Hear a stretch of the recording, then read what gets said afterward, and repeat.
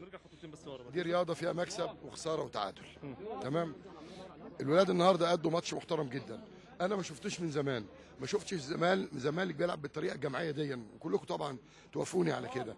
الزمالك النهارده كان بيلعب بطريقه جماعيه محترمه، وبعدين جه في جون وجه ضربه جزاء وكمل وجاب جون وتعادل. اعترض؟ لا ما حدش ما حدش اعترض وكمل، وثلاث اجوان الحضري بيصدهم. هي دي الرياضه. لكن زي ما قلت لهم انا بين الشوطين نزلت لهم، قلت لهم العب برجوله، طلع كل طاقتك اللي جواك، وده مش تدخل مني، بالعكس انا الجزء المعنوي يعني. وبعدين الفوز، خساره، تعادل، ده حاجه بتاعت ربنا، توفيق ربنا. يعني اي كوره من الاعصام دي صدها كانت ممكن تيجي جون، لكن ما دام انت بتلعب باخلاص وباراده انك عايز تكسب لغايه اخر دقيقه، هو ده الفريق بتاع السنه اللي فاتت. وديكوا شفتوا باسم مموت نفسه والفريق كله. يمكن شيكابالا كان ليه دور في الشوط الاول. شيكابالا، ويمكن انتوا شفتوا بعض اللعيبه في الشوط الاولاني يمكن مستواه ما كانش مهزوزين نفسيا شويه كده، واخد بالك. وخلي بالك ميكي ده بقى له فتره ما لعبش، وحمودي بقى له فتره ما لعبش، ورمزي اول مره يلعب بهذا المستوى الرائع. فانا متفائل جدا باذن الله، وبقول لجمهور الزمالك دي البدايه، الماتش ده البدايه ان شاء الله. الزمالك لو كان لعب بالروح دي بالجماعيه دي ماتش الاهلي، اعتقد النتيجه هتختلف تماما. انتوا شفتم 11 راجل في الملعب، وشفتم ثلاثه التغيير اللي حصل، الثلاثه اللي نزلوا. ان شاء الله انا متفائل باذن الله. بقول تاني بطمن جماهير الزمالك، وصفحه الاخ اللي فات ده انا بعتبرها صفحه انطوت. بقول لجماهير الاهلي ما تتريقش، يعني يعني قصه انتهت. ما انت هتتريق على ده بيتريقوا لك على عبده البقال، يعني السخريه، من عايز اقول السخريه. ده ولد غلط، والطريقه اللي اتكلم بيها انا من رود الفرج ومن شبرا رديت عليه. يعني حضرتك لما تقول لي صباح الخير يا استاذ مرتضى، اقول لك صباح النور يا باشا. حضرتك يعني لسانك هيطول، هتلاقي ان لساني جاي من هنا لغايه شبرا رايح جاي. هو خد على قد اللي قاله، عشان بيقول لك اصل رئيس النادي بيقول لا، رئيس النادي رد على المستوى. حضرتك لما تكلمني انجليزي ارد عليك بالانجليزي، فرنساوي ارد عليك فرنساوي. هتقول لي حضرتك اقول لك سيادتك. هتقل ادبك، هو انا ده كده عشان مصر كلها تبقى عارفه. انا سعيد باولادنا النهارده، وسعيد ان انا نزلت لهم بين الشوطين على فكره. عشان انا اقول لك، عشان يقول ما فيش رئيس نادي يحط خطه وتشكيل، لكن في رئيس نادي بيدي روح.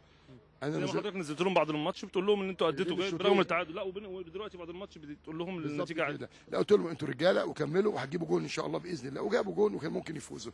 وادي دجله ده مش فرق صغير على فكره، وادي دجله من الفرق الكبيره في مصر، عنده مجموعه من اللاعبين المتميزين. لما يحصل التعادل وانا عندي 3-4 فرص ضايعين، وورا على فكره كانت رايحه جايه، يعني وادي دجله ما كانش مستسلم. لا وفي كوره ثانيه في العارضه لوادي دجله، تمام. لكن هم ضربه الجزاء والكوره في العارضه والجون اللي جه مظبوط. شوف الزمالك بقى راح منه قد ايه. عشان كده بقول انا بحمد ربنا، وسعيد جدا جدا جدا بالروح اللي رجعت للولاد. والروح دي رجعت. عبد الحليم علي ده لسه داخل معسكر امبارح مدرب عام، محمد صلاح لسه مستلم من 48 ساعه. الروح الجديده دي ان شاء الله باذن الله، بامر الله بامر الله بامر الله بامر الله هناخد دوري كاس باذن الله ان شاء الله. مدير فني اجنبي ولا كابتن محمد صلاح يكمل وكابتن عبد الحليم؟ عندنا بص انت عندك مشكله. محمد صلاح يتعادل ماتش هتلاقي الجمهور سايبه وماسك فيه، سايب الولاد وماسك محمد صلاح. لا قدر الله يتغلب ماتش يروح يولع له في بيته. المدير الفني بقى، شوف فيريرا الفاشل 5 في تونس، حد اتكلم؟ قال لك ده رئيس النادي. اتغلب مش عارف 4 فين، قال لك لا ده رئيس النادي. 7 اتغلب في السوبر، قال لك لا ده رئيس النادي. للاسف احنا ده المدرب الوطني لو غلط يا سلام يا ويله. المدرب الاجنبي، وبعدين فيريرا اللي هرب وراح قطر ده اتغلب 6 واتغلب 4 واتغلب 3، والفرق بينه وبين الاول 21 بونت. والاقي ناس لسه للاسف يقول لك ايه رجع فيريرا. هو انا كنت مشيت فيريرا؟ مش هو اللي هرب، لا فيريرا الاولاني ولا الثاني يبيع عشان بياخد 200,000 دولار. تمام. فاحنا ان شاء الله باذن الله، والجهاز عارف ان احنا بنجيب مدير فني على مستوى عالي. عندنا واحد تشيكي، عندنا واحد انجليزي، عندنا واحد الماني.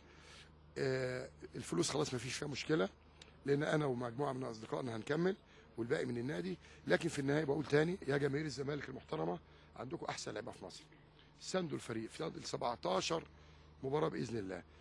النهارده فرق بينه وبين الاهلي 7 بونت. ما تعرفش الاهلي مع المصري هيحصل ايه، مع سموحه في اسكندريه هيحصل، ما تعرفش. تمام. يعني عايز اقول ما تعرفش. لا ما بقللش من الاهلي طبعا عنده فريق محترم. قصدك اللي فيه منافسين اقوياء بالظبط كده.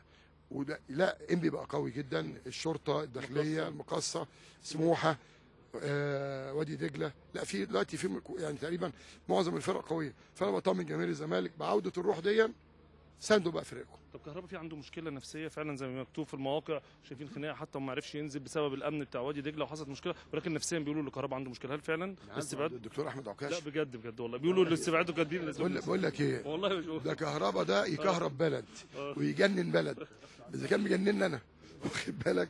كهربا ممكن يكون بيسترق، لا اولا اخف دم، مخلص جدا واخد بالك، مؤدب جدا، انما ممكن ورقه الجهاز وده دي انا ما بدخلش، ما انا بتدخل هقول لهم كهربا فين؟ تمام. بقول لك تاني، انا ما عرفتش التشكيل الا من الاذاعه بتاعت الشباب والرياضه وانا جاي واخد بالك. قصه انه بيتدخل وكان بيجيب سحر وشعوذه، يا عم انا لو عندي ساحر حتى بمليون جنيه كان الوان دخل، كان الوان دي دخلت في الحضري، لا وكان الوان دخلت في الحضري، ده طلع الحضري عنده حاجه، ده طلع الحضري هو جامايكا مش احنا. لكن بقول له عيب نتكلم عن فريقك وناديك وكيانك وشرفك، اتكلم عن رئيس ناديك، انا ما عنديش مشكله. وهي انت قلت الساحر كان بيركب الاتوبيس، تمام؟